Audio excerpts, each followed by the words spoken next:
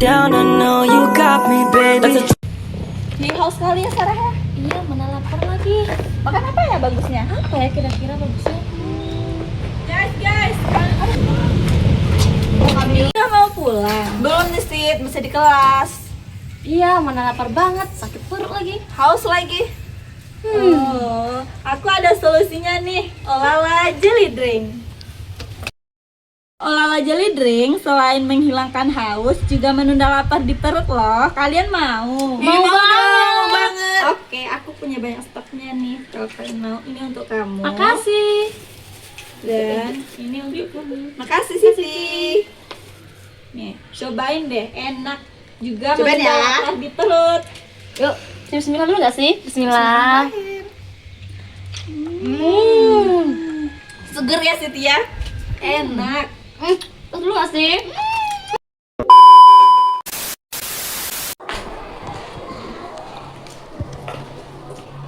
Udah mulai aja nih.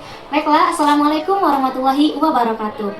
Selamat pagi semuanya, kembali lagi di mini podcast Sarah Nabila. Nah, pada hari ini kita akan kedatangan bintang tamu yang sangat luar biasa, yaitu kita panggilkanlah Latifah.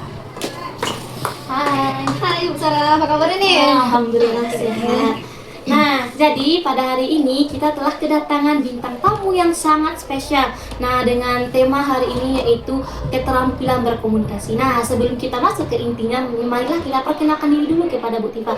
Bu Tifa boleh perkenalkan dirinya dulu? Oke, boleh dong Sarah. Oke, teman-teman Sarah, perkenalkan nama aku Lukena Jasmine Latifah. Biasanya teman-teman PR aku panggil Latifah.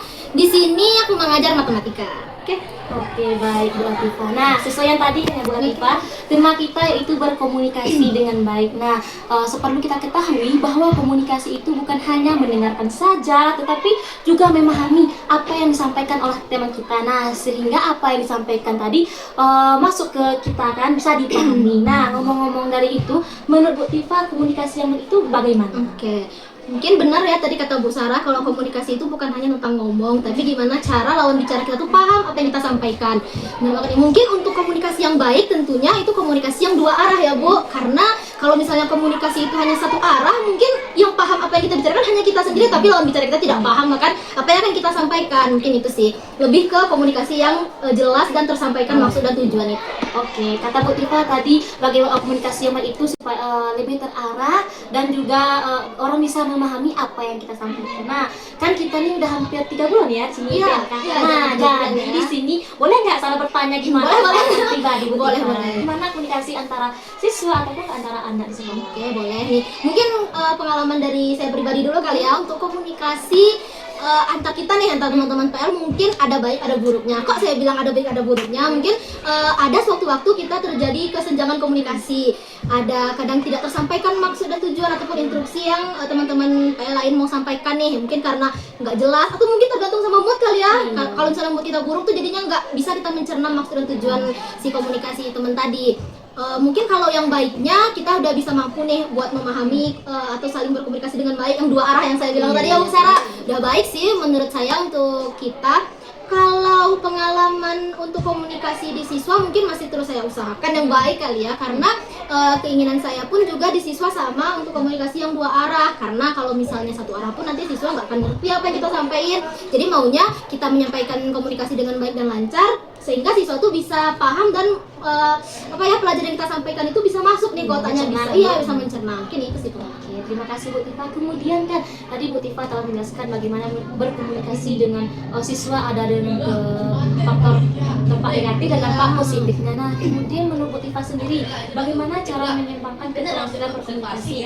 Bisa mungkin antara sama kita, antara siswa atau guru-guru yang di sini pada kita kan tentunya berkomunikasi ini kan bisa nih dengan nada tinggi aja mereka beranggapan gini nih nggak baik nih komunikasinya. Nah, dengan sudut mata dari bahasa isyarat kita aja, ini orang ini tulisnya nggak iya bantu kita kan kadang berkomunikasi itu sangat penting kan Bu, karena orang bisa dampak salah arti ketika komunikasi kita ini tidak lancar. Nah, seperti kayak antara Bu Tifa misalnya ada pacarnya atau gimana, kalau nggak lancar komunikasi pasti nih berantem ya kan? Oh iya betul banget nih ya. Aduh, bikin tambah masalah ya Bu Sarah. Iya betul. Nah, jadi cara menyeimbangkan keterampilan komunikasi gimana Bu Tifa? Oke, untuk saya sendiri sendiri cara mengembangkan komunikasi mungkin lebih secara formal untuk orang lain juga bisa kali ya. Kita bisa ikut workshop nih pengembangan komunikasi biar kita lebih pede dan lebih lancar nih untuk berkomunikasi. Nah, saya pernah mengikuti suatu workshop keterampilan komunikasi. Jadi di sana dibahas kalau misalnya kita mau pede untuk komunikasi ini kan tidak hanya antar kita sendiri, tapi bisa juga komunikasi kalau misalnya kita ke orang banyak, menyampaikan suatu pesan ke orang banyak. Iya, audiensnya yang banyak lingkupnya kan. Jadi kita bisa berlatih dari hal kecil nih. Untuk setiap hari kita kan sering nih berkaca-kaca ya Bu Sarah. Jadi kalau misalnya kita berkaca-kaca itu nggak hanya cuman seperti itu saja. Ternyata kita bisa untuk berlatih komunikasi itu lewat kaca. Jadi kita lebih pede. Jadi semakin sering kita berlatih lewat kaca itu Bu Sarah, ternyata itu bisa melancarkan kita komunikasi, bisa memperjelas intonasi kita, bisa membuat lawan bicara kita nantinya tuh paham. Karena kita kan pede. Karena kalau kita ingin menyampaikan suatu informasi, kita harus pede dong. Ya, karena itu jadi kata dalam workshop itu mengatakan kalau misalnya kalau kita sering nih berlatih lewat kaca, misalnya medianya itu bisa memperlancar kita untuk berkomunikasi. Mungkin juga kalau lewat bantuan teman nih kita bisa sama-sama berdialog, berlatih. Misal juga misalnya di perkuliahan nih misalkan kita masih ada kelas nih kan setiap seminggunya. Mungkin kita bisa mulai dengan menjauh ataupun memberikan tanggapan terhadap teman-teman yang misalnya lagi maju nih, kita beri tanggapan. Itu juga bisa melatih kita untuk pede dalam berkomunikasi. Mungkin itu hal-hal kecil yang bisa kita mulai gitu. Ya, oke, terima kasih Bu Tifana. Jadi teman-teman yang ada di YouTube nonton nanti ya. Nah, kata Bu Tifa, cara mengembangkan keterampilan komunikasi itu salah satunya berlatih. Nah, benar banget, salah satunya kita bisa berlatih dicermin ya kan, membuat kepedean kita lebih tinggi. Terus kita banyak mendapatkan kosakata lebih banyak, kita lebih percaya diri. Nah, yang sebelumnya kita nggak mau tampil nih, malu nih, takut salah nih, takut gugup, tapi karena kita sering berlatih, bisa dicermin atau nggak antar kita berdua ini juga udah berlatih kan? Benar banget. Nah, jadi bagi teman-teman, marilah kita meningkatkan, mengembangkan keterampilan berkomunikasi. Nah, penting sekali bagaimana serunya obrolan Sarah, Nabila dan juga teman tadi. Nah, dari cerita maupun pengalaman dari mereka tadi, kita dapat mengambil banyak pengalaman penting tentang bagaimana keterampilan berkomunikasi itu dalam kehidupan sehari-hari. Nah, seperti yang kita tahu bahwa komunikasi itu bukan hanya tentang hal berbicara, tetapi juga tentang bagaimana kita mampu mendengarkan, memahami, maupun memberikan respon yang baik kepada lawan bicara kita. Nah, dalam berkomunikasi ini kita juga penting dalam menjaga bahasa tubuh, ekspresi wajah, serta cara bagaimana kita memberikan atau cara kita menyampaikan pesan kepada lawan bicara kita tadi. Nah, dari pengalaman yang telah disampaikan dari teman Sarah tadi, dapat kita ketahui bahwa dalam keterampilan komunikasi ini sangat penting untuk kita terapkan dalam kehidupan sehari-hari kita. Nah, tanpa mampu memiliki komunikasi yang baik ini, tentunya komunikasi kita tidak akan berjalan efektif, sehingga pesan yang ingin kita sampaikan kepada lawan bicara kita ini tentunya tidak akan sampai dengan baik kepada lawan bicara tersebut. Keterampilan komunikasi ini tentunya sangat penting untuk kita pahami dalam kehidupan sehari-hari kita. Nah, dengan memiliki keterampilan berkomunikasi ini tentunya memiliki manfaat yang sangat besar bagi kita. Nah, terutama dalam hal kita seperti di dalam kampus maupun juga seperti ini, seperti kita melaksanakan praktek atau pendidikan.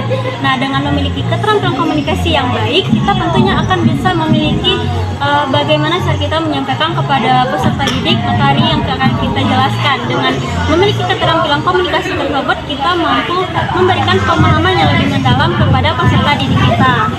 Nah, jadi dapat kita simpulkan dalam obrolan Sarah tadi dalam podcast kita kali ini bahwa keterampilan berkomunikasi itu adalah kunci utama yang mampu kita gunakan dalam berkomunikasi, baik seperti dalam era globalisasi saat ini. Komunikasi itu sangat penting untuk kita terapkan seperti dalam dunia kerja, dalam dunia kampus maupun dalam dunia pendidikan. Nah, semoga obrolan kita kali ini dapat bermanfaat bagi kita semua.